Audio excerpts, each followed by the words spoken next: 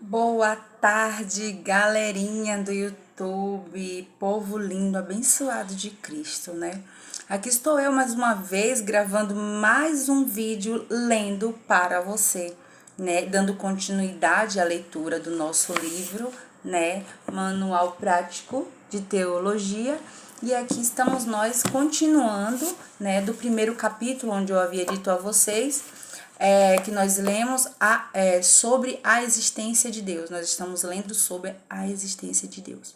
Então, vamos dar continuidade a essa leitura maravilhosa, tá? Então, vamos lá? Então, continuando aqui de onde eu havia parado, do capítulo 1. Por si só, o homem seria incapaz de criar dentro de si a ideia clara da existência de Deus. Portanto, o fato de a humanidade ter universalmente a ideia da existência de um ser superior prova conclusivamente que o ser humano recebeu essa ideia diretamente desse ser superior. E por isso, esse ser, ele existe. Deus, ele realmente, de fato, ele existe, tá? Ele existe, ele vive e ele reina, né, sobre todos nós, todos os seres vivos. Ele está reinando sobre cada um de nós. Então, ele existe. Que isso fique claro na sua mente de que Deus realmente existe.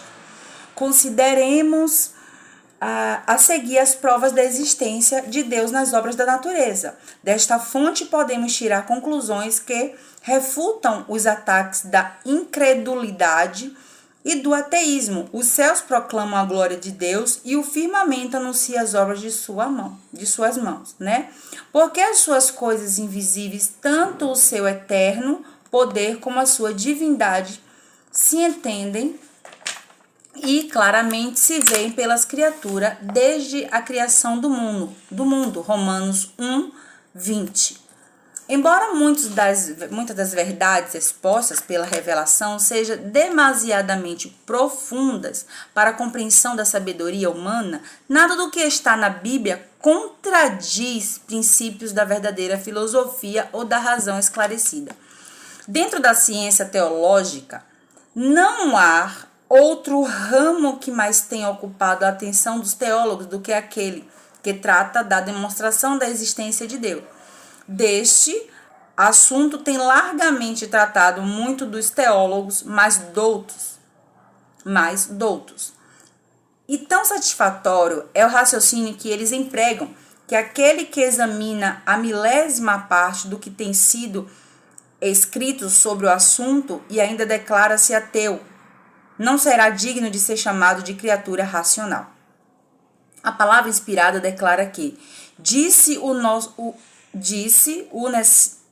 a palavra inspirada declara que disse o nécio no seu coração: não há Deus. E de fato, nécio naquele que depois de contemplar o mundo material ao seu redor, nega que ele seja produto de uma inteligência superior e controladora universal. Não podemos duvidar da nossa existência, nem da existência do mundo ao nosso redor. Contemplamos um imenso universo de onde vieram aqueles enormes planetas que giram com grandeza solene. De onde vieram os oceanos e continentes da Terra? De onde vieram todos os seres que os habitam? Todo feito deve ter uma causa suficiente e será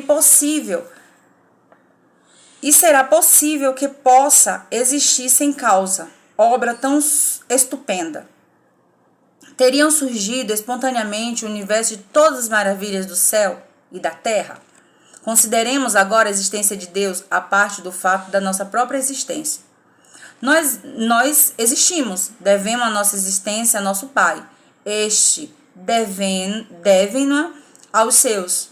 E assim, retroativamente, ou raça humana é eterna, ou a cadeia do qual pais e filhos são elos terminam em nossos primeiros pais. Não podemos acreditar que a raça humana seja eterna, porque seria supor que um elo dessa cadeia fosse sustentado por outro, sobreposto e cadeia. fosse sustentado por outro sobreposto, e este ainda por outro, e assim por diante infinitamente. Temos, portanto, necessidade de admitir a existência de um primeiro elo fixo que sustenta todos os outros. Assim, o encadeamento leva-nos até o primeiro homem, progenitor da raça humana, e a não ser que ele tenha tirado a existência de si mesmo, é necessário procurar uma causa de sua existência, como veio ele a existir. Como veio ele a existir? Como veio Deus a existir? Os evolucionistas têm feito muito barulho sobre suposta evolução do homem de algum germe. Ele teria sido desenvolvido de período em período, resultado primeiro em um animal qualquer, em seguida em macaco, né? A teoria de onde veio o homem, do macaco. Para, isso não existe. O homem veio da criação do Senhor. Quem criou o homem? Deus. Quem fez o mundo? Deus. Quem fez os seres vivos da terra, do mundo? Óbvio que foi Deus, né? Então, desde a teoria de Darwin, né, sobre a origem das espécies, deu seus primeiros passos. Tem se procurado os elos intermediários que fariam a suposta ligação do homem com o macaco. Mas até agora, o pronto homem, o pronto anthropos não foi descoberto. Não há evidência de que qualquer espécie tenha evoluído por transição gradual de alguma espécie inferior, procurando, portanto, a origem de qualquer espécie de vida. Chegamos, como no caso do homem, aos primeiros indivíduos da espécie. Qual é? Pois a causa da existência. Qual é a causa da existência do homem? Né? Fica aí a pergunta para vocês que tem dúvida. Comenta aí, deixa os comentários de vocês, deixa a resposta de vocês também, o que é que vocês acham disso.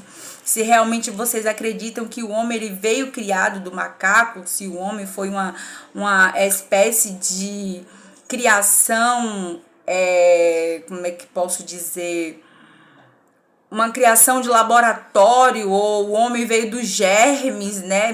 Uma invenção daí do ser humano. Então fica aí a pergunta que eu deixo para vocês, e vocês deixam no comentário de vocês aí o que é que vocês acham sobre isso, né? Eu particularmente, desde sempre, desde quando eu me entendo por gente, por ser humano, que eu respiro, eu entendo que eu fui criada por Deus, né? Eu vim dos céus e para os céus eu vou voltar. Então eu acredito aí que eu sou criação do nosso Senhor, né? Do nosso Criador, do nosso poderoso Cristo, né? Eu sei que eu sou criação de Cristo. Você acha que você é criação de quê, né? Você veio de um germe, você veio de um macaco, ou você veio aí de uma criação de laboratório, gente?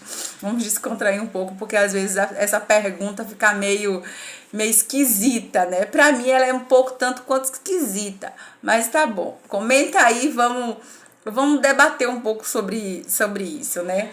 Na brincadeira, na educação, mas vamos criar um pouco de debate sobre isso, porque eu continuarei sempre acreditando que eu sou criação de Cristo, né? E acredito que você também seja criação de Cristo, porque todos nós somos criação do nosso Criador. Então vamos lá. Somos levados a crer na existência de uma causa primária necessária à existente em si mesma. E a não ser que adotemos a teoria da evolução, temos necessariamente de procurar esta causa, não na matéria, mas fora dela. Visto que existimos e que não somos a causa primária da nossa existência, nem os nossos primeiros pais podiam ter originado a si mesmo, como os nossos pais iam se originar-se, né? Se não alguém o criasse, né? E eu volto a dizer, quem criou os nossos pais foram Deus, né? Quem criou nós, quem nos colocou no ventre da nossa mãe, do nosso pai, foi Deus. E visto que a teoria da evolução pressupõe um germe criado e que este germe pressupõe um criador, e visto ser impossível que a matéria originasse o movimento, diante disso concluímos que a causa primária do movimento criador deve ser uma mente independente e acima da matéria, que nossa existência é obra dessa mente independente, como seria coisa impossível que essa mente agisse sem primeiramente existisse? Logo vemos a existência de Deus demonstrada como causa primária de nossa própria existência. A existência de Deus é provada pela existência do mundo e das coisas que se veem ao nosso redor. A natureza, criação de Deus. Os animais, criação de Deus. As plantas, criação de Deus. Tudo no mundo é uma criação de Deus. Se eu respiro, porque Deus permite que eu respire. Então fica para vocês aí, né? Eu deixo para vocês entenderem aqui que todos nós existimos porque Deus existe. Não há um outro criador senão Deus, tá? Então nós estamos aqui na Terra porque Ele criou o céu e Ele criou a Terra, né? E Ele achou que estava tudo tão maravilhoso, tão perfeito, e Ele achou que deveria colocar alguém ali para poder usufruir e cuidar de tudo aquilo. Mas infelizmente veio o pecado, né? E nós vivemos hoje num mundo cheio de pecados, mas a gente busca o nosso Jesus Cristo e Ele deu o seu Filho para morrer, para perdoar os nossos pecados. Mas vamos continuar aqui no foco que é a nossa leitura. O mundo tem um princípio, de onde ele veio? Criou-se a si mesmo? Os que não admitem nada além do mundo são forçados a crer que o mundo autocriou-se. Mas onde está esse poder criador? Lá em cima, nos céus. Todas as forças que nós conhecemos são limitadas. Nenhuma delas podiam ser criadora. Não seria esse poder o resultado da soma de todas essas forças? Mas uma soma de grandeza finita não dá nunca senão uma grandeza finita? Cada força da natureza depende de todos os outros. Sua soma não poderia constituir uma força independente. Todas as causas são causas secundárias. Sua soma não pode ser causa primária. Logo é preciso admitir acima deste mundo de seres, de forças e de coisas finitas num poder, uma causa suprema, última e absoluta pela qual este mundo finito foi criado. O que buscamos além do mundo, o que o mundo nos faz pressentir é Deus, o Deus pessoal, o poder pessoal que conserva o mundo. Eu tenho interrogado a terra, diz Agostinho, numa passagem admirável de suas Confissões. E ela respondeu-me, eu não sou teu Deus. E tudo que se acha nele me respondeu da mesma forma. Interroguei o mar e seus abismos e tudo o que neles vive.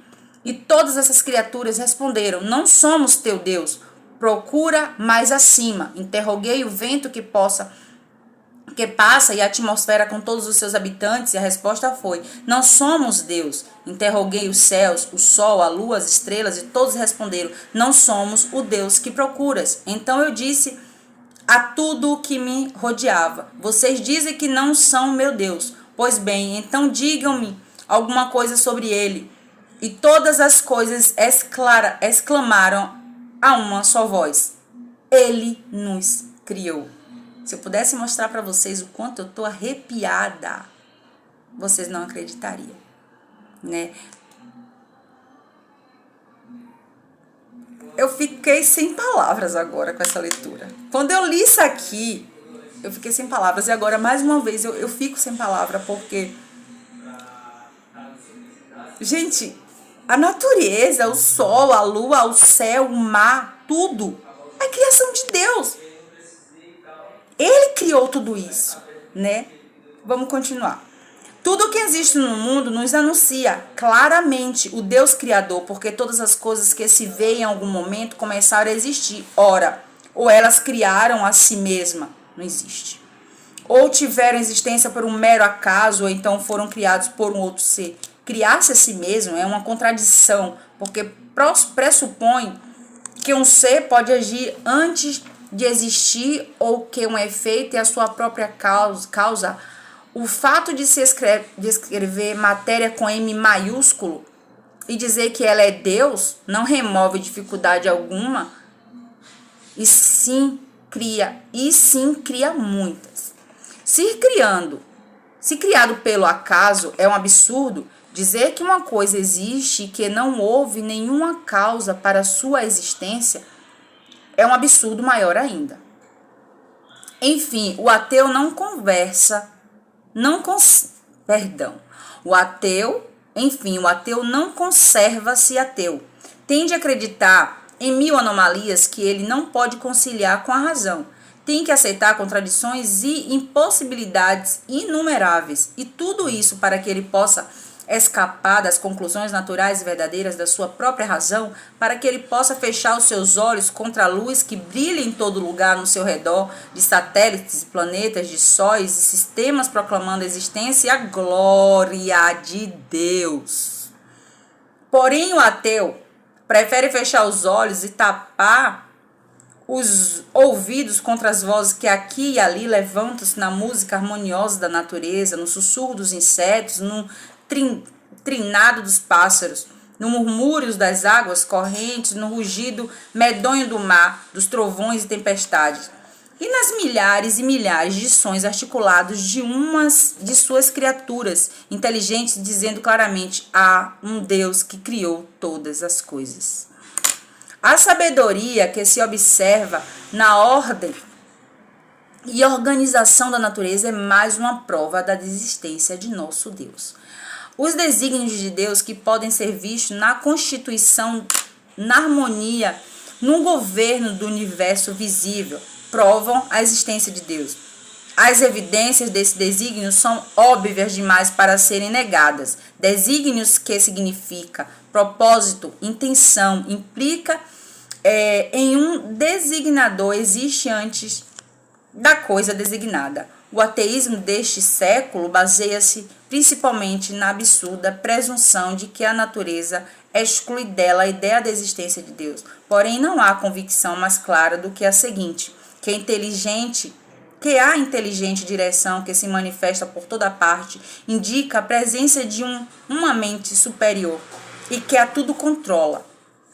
Se um naufrago chegasse a uma ilha e descobrisse impressa na areia uma figura geométrica, concluiria que a ilha é habitada. E se de uma evidência tão insignificante como uma figura geométrica desenhada na areia, uma pessoa chegasse à conclusão de que a ilha é habitada muito mais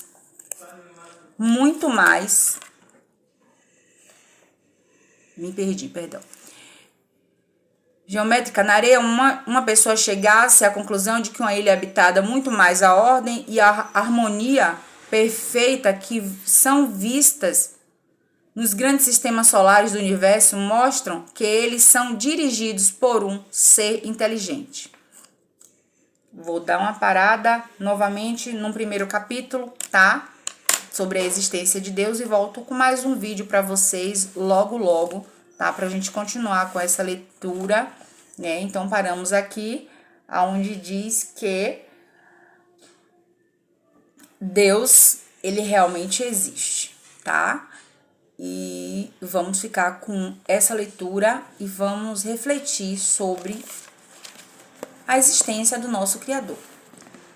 Não devemos nem ter um debate em relação a isso, né? Porque nós sabemos que ele realmente existe, que nós existimos e tudo no mundo, na face da terra, existe porque ele existe.